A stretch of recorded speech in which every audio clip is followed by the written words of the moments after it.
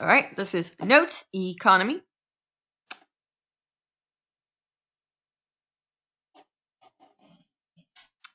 So, let's see.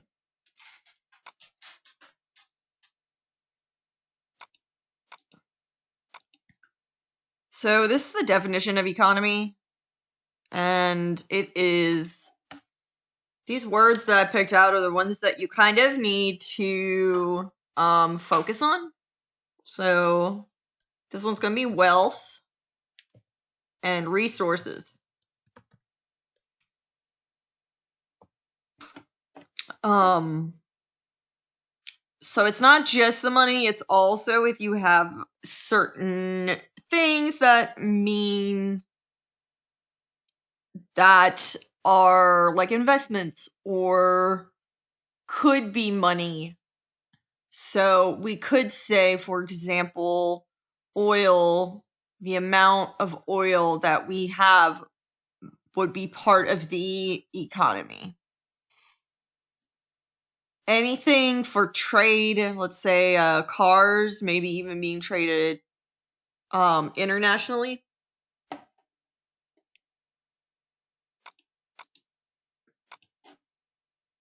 Things like that. When we say resources, also things like water, basic necessities. So wealth and resources go in those blanks. And when we talk about the economy, it's also the management of it. So that's why you'll hear a lot of times when people talk about government that they'll talk about this so that it is not just, oh, we have this thing, you can adjust it and influence it in a way. It does not happen very quickly. So if you see, oh, we did such and such in a short amount of time, then you might want to look at that because that might be not accurate. It takes a while to have a major impact on the economy. All right. If anybody needs more time on wealth and resources, give me an N in the chat so that I will wait.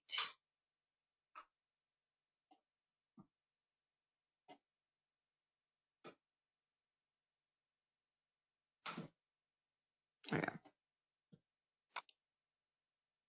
So now we have finance,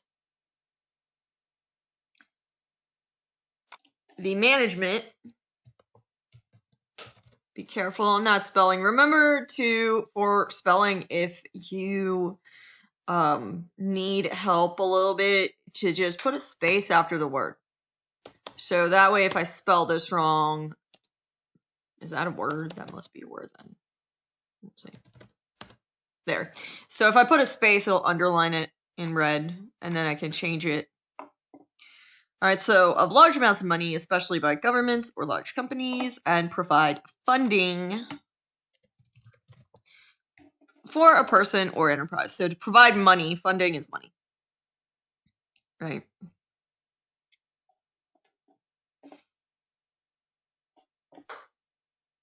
A lot of these are going to be definitions more than concepts.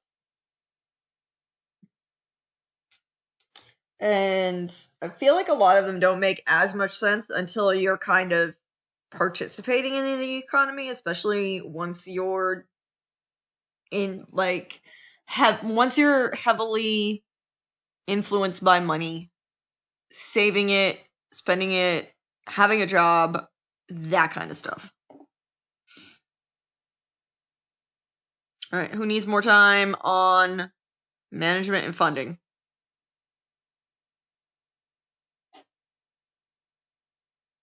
No one. Sweet. Enterprise. This is a business or company.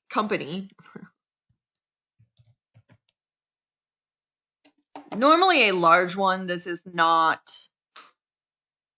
going to be, you're not going to call like a little, like let's say you open a little grocery store and you're going to be like, this is my well, no, I guess you could say this is my enterprise, but I think it's kind of like a little, it would almost be a little sarcastic. Unless it's super successful, then maybe.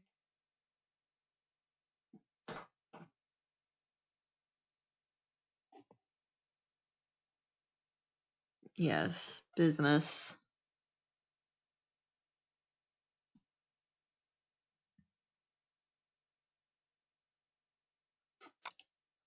All right.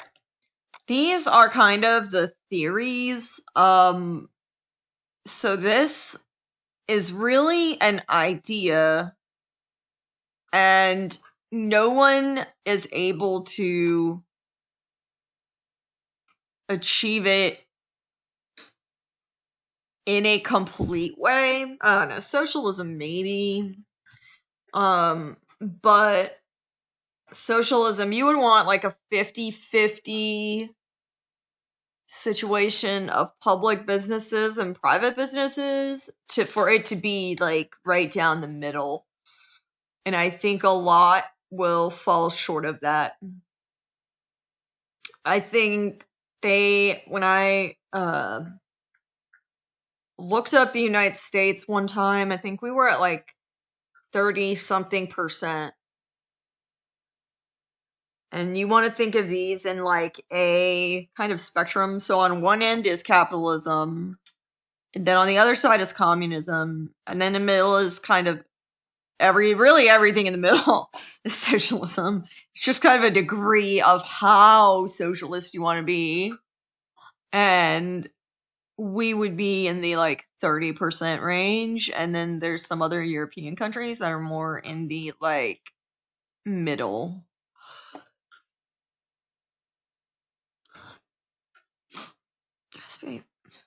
Suddenly socialism looks spelled wrong, but my eyes might need to adjust. Be very careful on that spelling.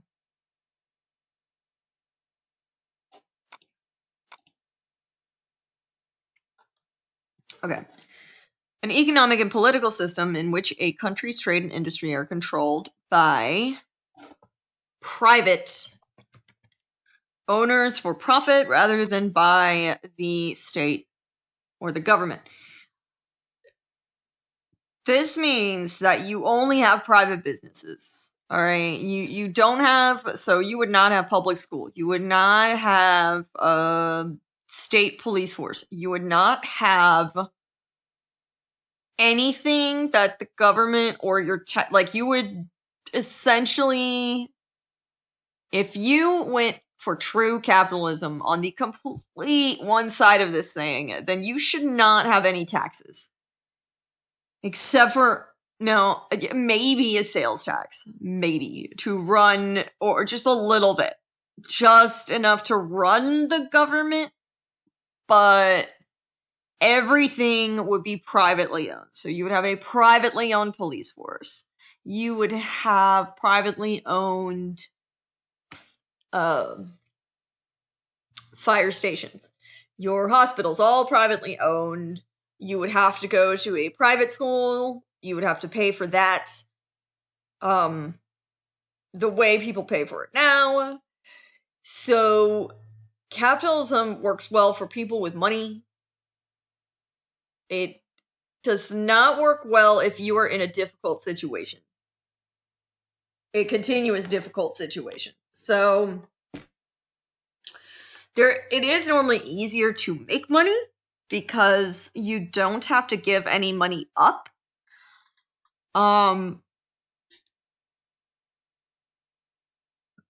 But if you are having issues, you've got nothing to really fall back on. Also with capitalism, nothing influences. So you wouldn't have laws that really say you have to pay someone a certain amount, and we'll see this in like the Industrial Revolution, and you can still see it in like if you look at the amount that workers are paid overseas to make shoes and clothes and whatever, that it's basically nothing. So people will take advantage of that. So there are good things, bad things, pros, cons. All right, so private. All right, an economic and political system that advocates the means of production, distribution, and exchange should be owned or regulated by the community as a whole. Normally, I don't like to use community because I like to use community for communism. In this sense, most of the time socialism is that you have some government and so some public, some private. So you'll have what we have now. So we have some public schools. We also have some private schools. We have some private businesses. We have some things that are public. We have some. So you have a little bit more choice in that sense. We also have quite a few social programs. So, like Medicaid, Medicare, Social Security, disability, welfare. I mean, there's a lot, and those influence the economy. So, community. Here I have a chart where I put down all of the social programs that the United States, some of the social programs the United States has, and how much I think this is how much is spent on them. So you can see, so Social Security, Department of Defense, this is unemployment, welfare, this is Medicare, then this is Medicaid and state children's health insurance program. Then we have, I think this might just be money spent. Like, I don't think interest on the national debt is exactly a social program, but that's how it's spent.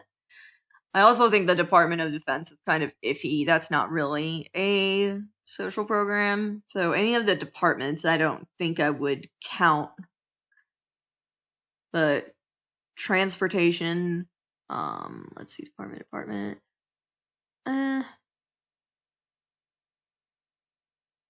Let's see. Yeah, so a lot of it is up here. Because people will argue that we're capitalist, and I think we definitely tend to promote it, but we have a ton of socialist tendencies, and that's why if anybody's ever like, oh my god, we're gonna be socialist, you should be like, yeah, we are, and I'm not scared. Now this one, maybe. All right. A political theory derived from Karl Marx advocating class war and leading to a society in which all property is publicly owned.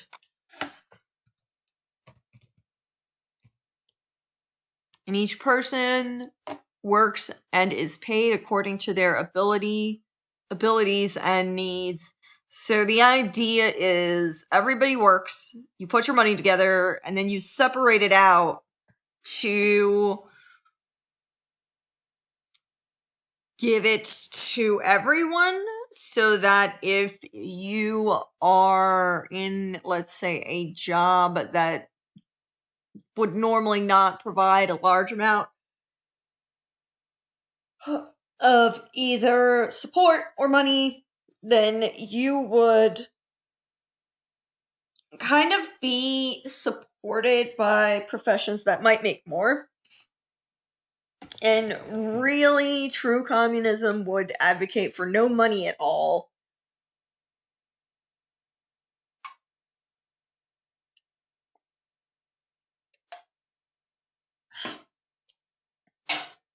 But you want to start thinking about, when you see communism, think the word public. When you think capitalism, think the word private. Like, those need to go together in your mind. For any question that you'll have, those will be the words that you'll see in questions, and it will tell you immediately if it's capitalism or communism. All right. Communism and capitalism are often viewed as opposites. So, opposites. This got really big during the Cold War, and once we get to Cold War, we'll talk about that more. And that's also where you get a lot of the, like, people being afraid of one or the other. So if you would be in a communist country, you would be afraid of capitalism, and you would look down to capitalism, just like capitalist or countries that support capitalism look down on communism, and will even fear it. So they kind of fight against each other. And if you think about, all right, one is private, one is public, those are opposites.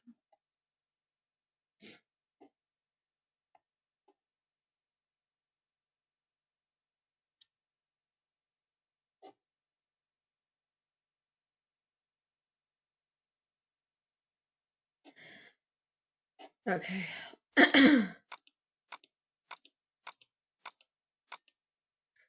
These economic systems match up with the economic theories. So these will match up, and they're almost synonyms for each other. So, and the reason is the theories guide the systems. All right. Market economy. Okay. So, production are based on supply and demand, determined in a free price system. Characteristics are private ownership, social control of division of labor, and is associated with capitalism. So here, for example, let's say supply and demand. If there is something that you make that is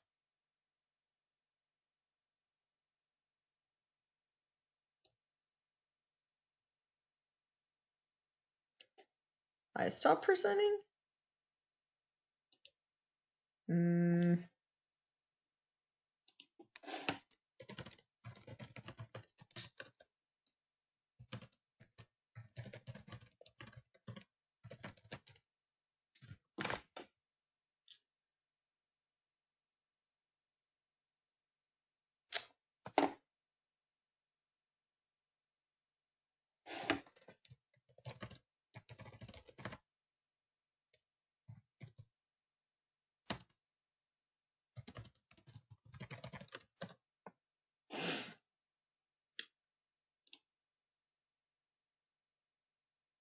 Okay, so for example, if there is somebody who wants to pay for it, then it will exist, and the better the product is, the more people normally will want it.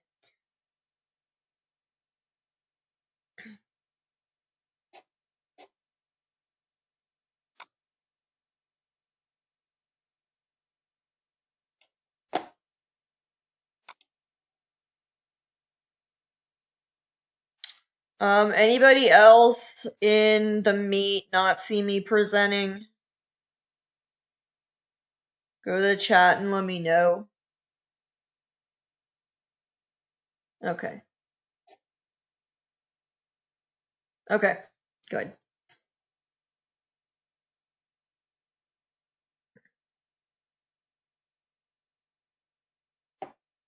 All right. Be careful about spelling capitalism. Again, very helpful to you know, evidently that's a word. That's amazing.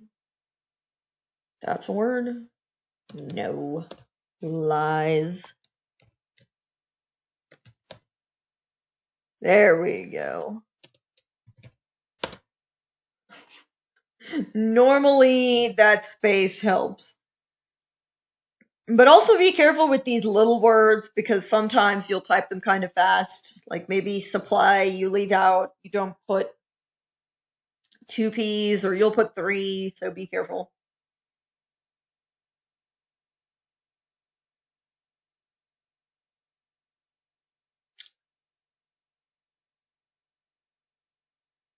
I'm gonna wait a minute since somebody said that they couldn't see me presenting, so they might need to be able to fill this in. I'm assuming.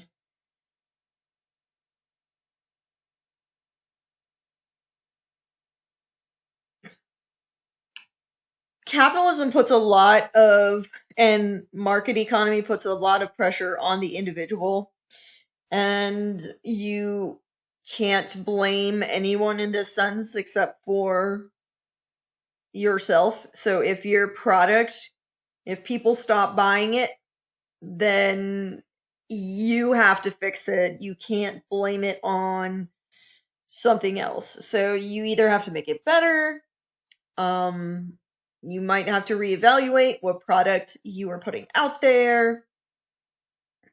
So there's no saying, oh, the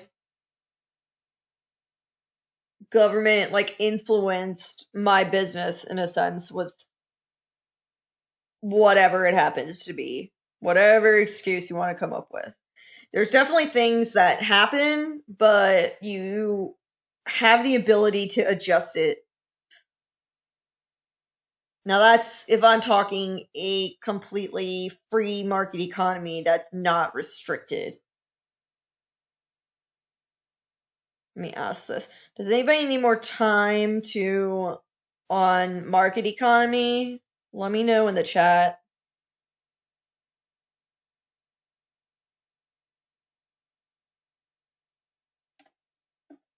Anybody? No. Okay. Good, I guess. Maybe not good. Alright.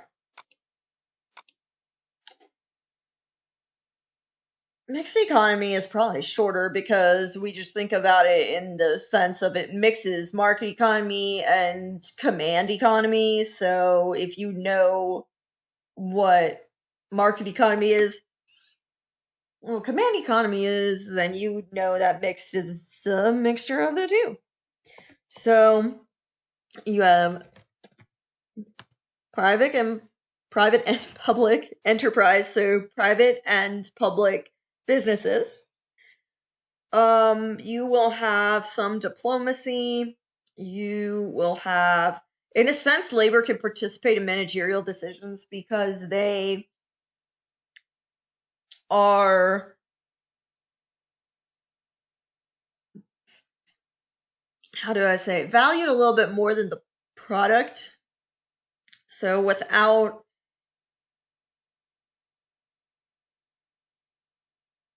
in market economy, it's all about the product and the profit.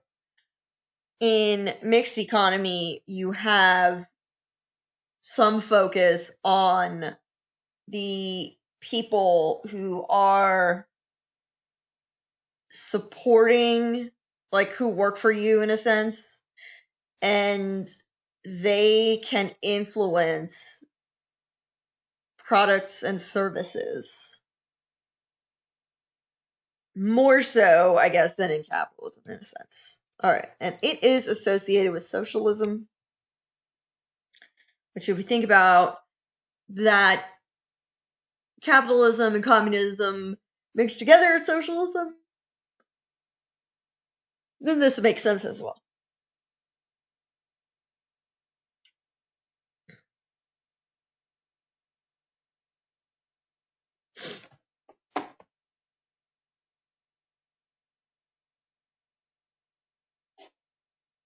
Does anybody need more time in socialism on socialism? Just type it, or mixed economy rather. Type it in the chat so I can. I might be moving a little slow.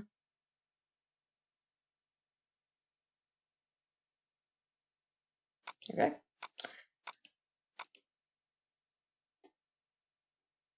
Command economy is associate. I could say communism. I could also say dictatorships. This is where the government controls everything, basically. By government, so they control everything. They control prices.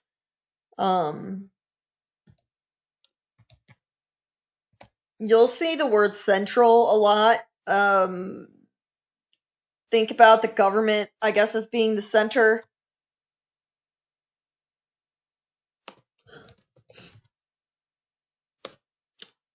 Price control, so the government would say your product is worth such and such in a sense.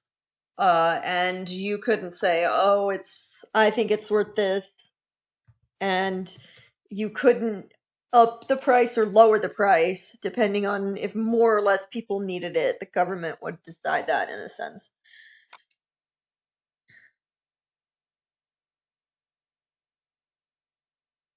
And of course, associated with communism. A lot of the dictatorships use communism as their kind of motivation in a sense. They'll be like, oh, this is about all of you guys. We want everybody to, have what they need. And so dictators will use communism to kind of manipulate, and they end up having a command economy because of it. So you don't necessarily need to have communism to have a command economy, but they do work very well together in a sense of definition-wise. So Miss Mulligan, not Joe Biden, but what's his name? I can't remember his name, but Thomas Sanders? Huh? Thomas Sanders, you said? For Bernie Sanders? Yeah. That's probably who you're talking about, Bernie Sanders, probably. Oh, yeah, Bernie Sanders? Are you suggesting that he's a dictator? He's not for communism. He would be for mixed economy and socialism. If he was for communism, then I might suggest that, but he's for socialism. So, I mean, it doesn't matter now because he's not in there. But I feel like command economy, and with communism, you do need full government control. And the reason I would say Bernie Sanders is for socialism is because, how I said that we, the United States, is more at, I would say, 30% socialism. He would want to be more at 50%, so that you have private businesses, but you also have more support government-wise, I guess, is kind of what his argument, debate is. And in some ways, it makes sense. For example, hospitals would be one of the big ones. So you have private hospitals, but you also have public hospitals. And so the hospitals that are private are allowed to make a profit. So in a sense, you could say, oh, there's a pretty big demand for IV and drugs, so let's up the price. Or things like that, and they could make more money on it. And a lot of people who, I guess, support socialism would be like, you shouldn't be necessarily charging, money for people who have cancer or people who are in pain, or it at least not to make a profit. I don't think we have candidates that support communism. If they did, they wouldn't say it.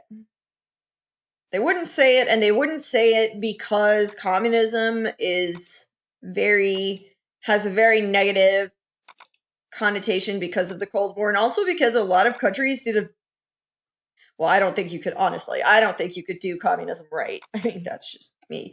But we've had some very, very bad examples of attempts at communism. So Stalin with the Soviet Union, you have Cuba with Fidel Castro, North Korea. I mean, we just have so many bad examples that even saying this would be, you would not get anybody to back you. Or not anybody significant. Anyway, I assume.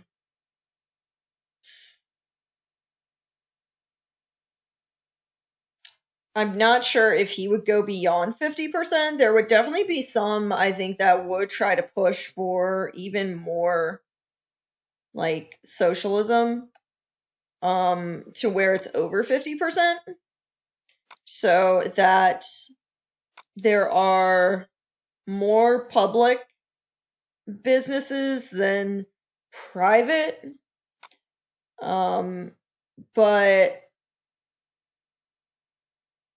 I think at this point we might know better that is not a good way to make money.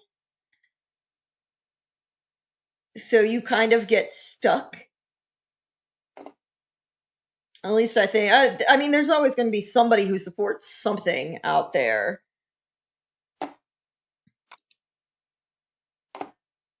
All right. I'm hoping you had enough time to fill this one out now. Since I went on my little talk, I guess. All right. Traditional economy. An original economic system in which traditions, customs, and beliefs shape the goods and the products the society creates. And I think that the chapters that we did with traditional economy pretty much show this. It's pretty simple. You're trading one item for another versus money. They're often rural and farm based. So a lot of either hunting or growing food that you can trade, or also doing, like we saw in that one video when it was talking about like they were talking about the caribou suits or whatever. So making clothing, and so let's say you go to, I don't know, a neighbor and be like, hey, I need a chicken for dinner. I made this tablecloth. I don't know. I'm just being kind of like throwing whatever out there. Alright, characteristics are direct trade. So direct trade is bartering. So it's one item for another, no money to represent it.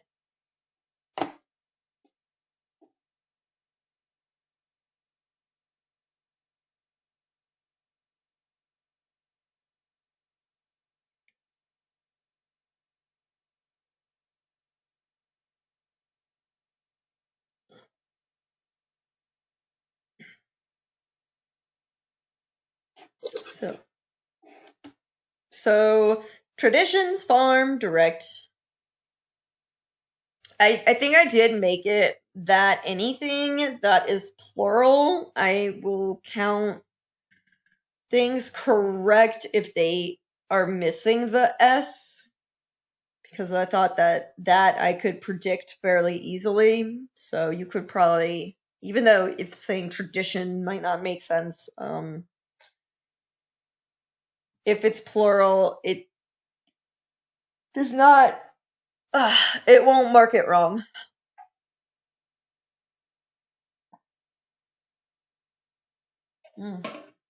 I keep yawning. Alright, does anybody need more time on this guy?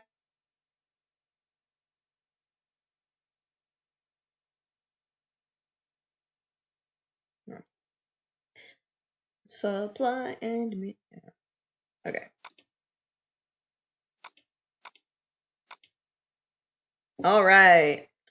An increase in supply will lower prices if not accompanied by increased demand. And an increase in demand will raise prices unless accompanied by increased supply. These are, when you see them in a sentence, they'll be opposites. So if supply goes up, demand goes down. If demand goes up, supply goes down. So the more people demand a thing, the less of that thing will exist because they're all buying it. If there is less of a thing, then more people might want it. It does depend. I mean, if you're looking at like antiques or rare items, then you're not going to have a like mob running after it like toilet paper that's running out. But you might see a higher price on something for that reason. So if it's old, so if you ever do watch anything, I think some examples would be like Pawn Stars, where they go over, if they have this historical item, they go over it and they'll bring in a specialist and be like, how much is this worth? Basically, if it's rare, if there are things that are all over the place, everybody made it, then there's no point in paying more for it. At least if they want more. So if I go out and I were to sell computer mice and I'm like, and it is a generic computer mouse, this is not anything special, and I'm just like, no, but they're mine, this is rare, you'd be like, I those are definitely not rare, like they exist. And I'm like, no, but this one is black, it is rare. And you'd be like, that's not how that is definitely not the case. It is, there are plenty of those out there. So that wouldn't work out very well. I would not be able to charge $100 for a mouse. As soon as you throw something on there that makes it rare, so let's say it's signed by somebody famous, then the price might go up because now there aren't that many of those things.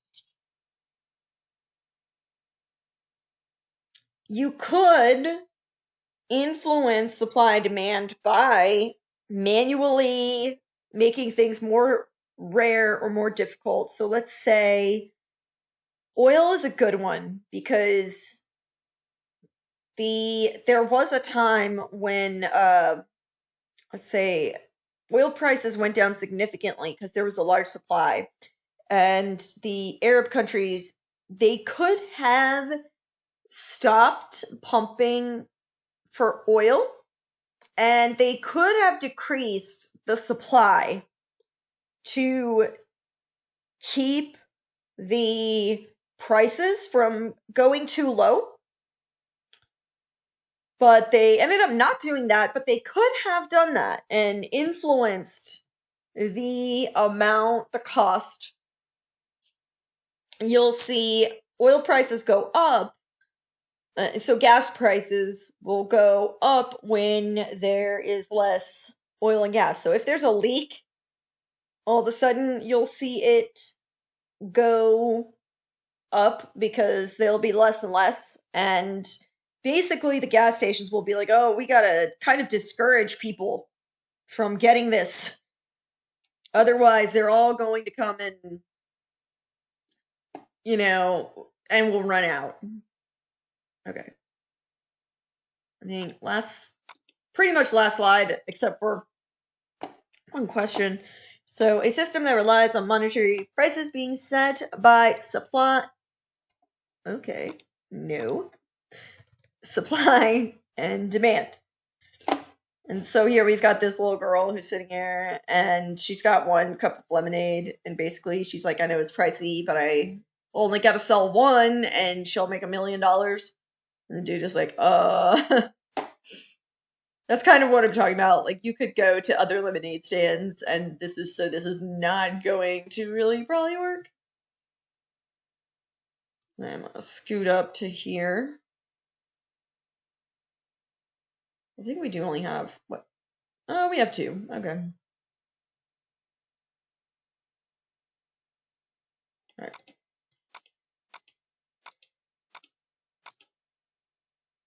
So, which summarizes the main characteristics of a traditional economic system? I'll take guesses in the chat, and whoever gets it right first can have XP. More XP. Additional. Wait, what was the free price system? What was the answer for that one? Supply. Okay, thank you. Anybody have a guess on this one? So let's see. A is central government control, central planning, price controls. You can scroll up in what you just filled out. B, diplomacy, labor participation in managerial decisions. C, private ownership, social control of division of labor, or direct trade, no competition, relies on customs.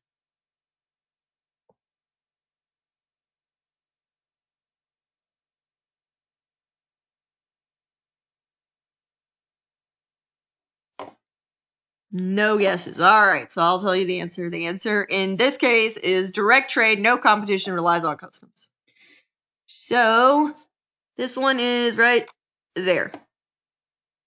Direct trade, no competition, relies on customs.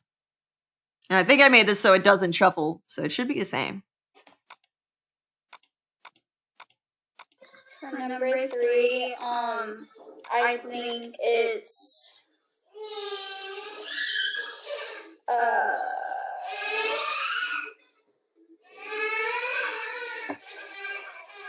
traditionalism.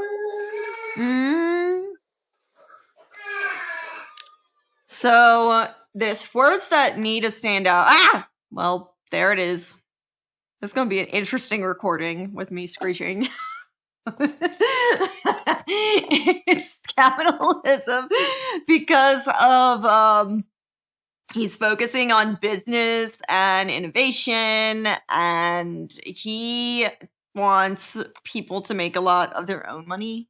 So versus like if you were to what was the free price system?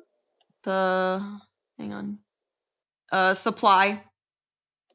Okay, thank you. Yep. So this one is capitalism.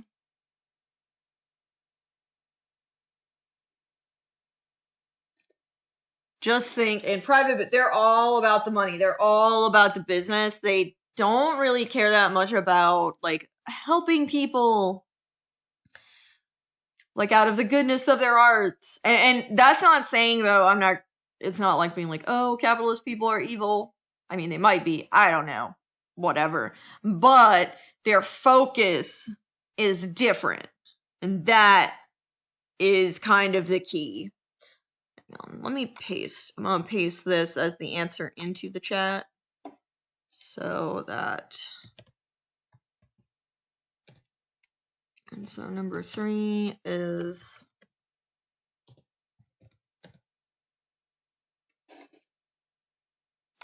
Okay. And if you're done with that, you can hit submit.